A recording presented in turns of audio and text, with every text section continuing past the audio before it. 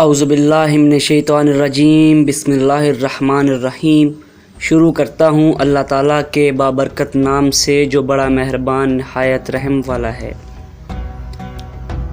دوستو، قربانی کے جانور کی آنکھیں، نظر، حسد وغیرہ کے لیے بہترین صدقہ ہوتی ہیں۔ اس لیے جب قربانی کریں تو اپنے قربانی کے جانور کی آنکھوں کو گھر کے تمام افراد کے سر پر سے 7 مرتبہ سیدھی طرف اور 7 مرتبہ الٹی طرف گھما کے کسی ویران جگہ پر رکھ دیں۔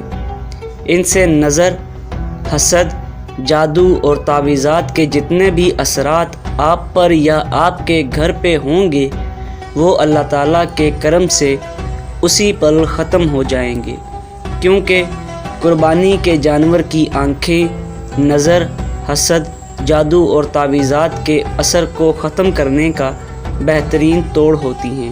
جو انسان قربانی کے جانور کا صدقہ نکالتا ہے تو وہ تمام بری چیزوں سے اللہ تعالیٰ کی پناہ میں رہتا ہے۔